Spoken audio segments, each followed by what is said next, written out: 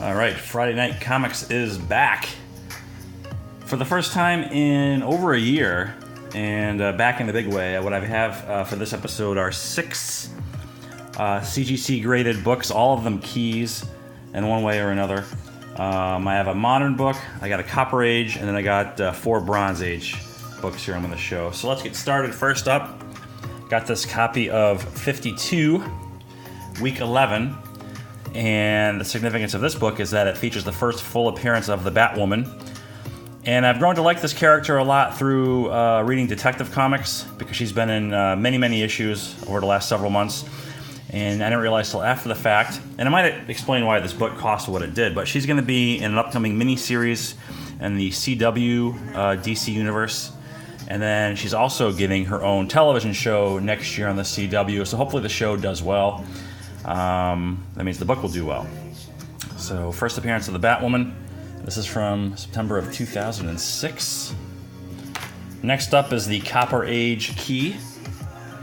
And this one is very familiar to a lot of comic book collectors. Amazing Spider-Man, number 252 from May of 1984. 9.6 grade, about half or less than half the cost of a 9.8. So that was fine with me.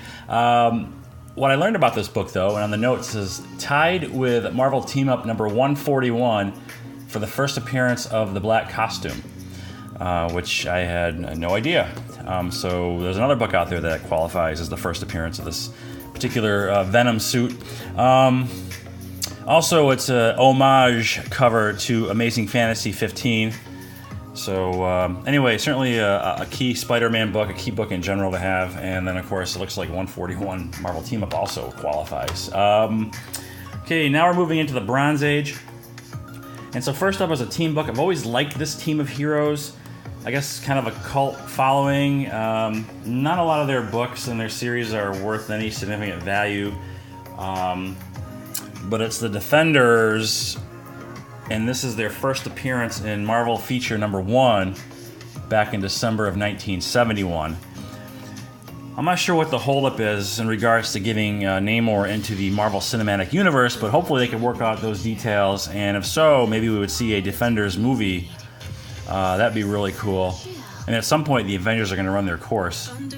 So the Marvel movie team will have to come up and mine more of their properties to make movies, I suppose. But anyway, this certainly is a Bronze Age key, an 8.0 grade. Now that's been my criteria in collecting Bronze Age books, but I've changed that with this next one, and there's a reason why. It's Ms. Marvel, number 1 from January of 1977. This is a 9.0 grade. It wasn't that expensive in a 9.0, and this book actually has better I guess investment potential, because she is going to be in the Avengers next year, and I think get her own movie. And female characters are all the rage these days, it seems like. So if the movie does well, the book will do well.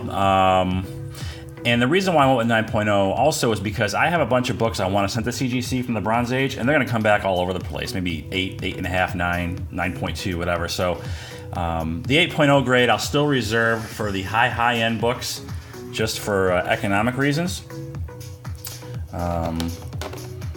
But there is one book I am totally priced out of now, even in 8.0 grade, and that's House of Secrets 92, featuring the first Swamp Thing. That book has really jumped up in price. In fact, a lot of the Bronze Age stuff has gone up substantially, like Incredible Hulk 181, Werewolf by Night 32, Amazing Spider-Man 129, have all seen a dramatic boost in market value over the last several months. For whatever reason, maybe more people entering the market looking for these popular books, driving up the price. But okay, I got 2 left.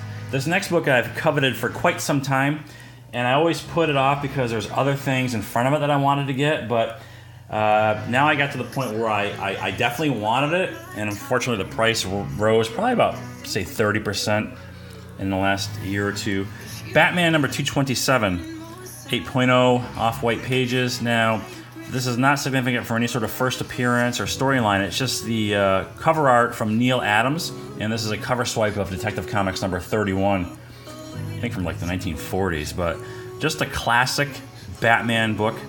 And I love this period or this era of Batman comics where they use that logo on the cover. And just a really cool piece of art for sure. And Neil Adams did a really great job with these Bronze Age books. He did some Superman, some more Batman, some other stuff back then. So I want to pick up a few more of those over time, but this was the most important one. And I had a bunch of eBay bucks from all those sports cards purchases that I used to help alleviate sort of the pain of buying this book here. And then lastly, it's probably the biggest book of the group. And again, another book that's really shot up in price. I actually got this for a lot less than what they had been selling for, thankfully. It's the Amazing Spider-Man number 101, and pretty sure a big reason why it's going up is because Morbius is getting a movie. I think Jared Leto is going to be playing him. I'm not sure if it's a standalone film or if it's part of a group ensemble thing, but anyway, it's a big key, big Spider-Man key, number 101 from October of 1971.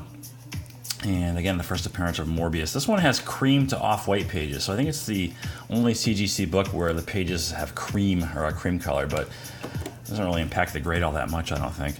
And so that is it. So that's the Friday Night Comics for this week, probably this month, and maybe even the rest of this year at the rate I've been putting these videos out. But hope you enjoyed these CGC pickups, and I'll talk to you later.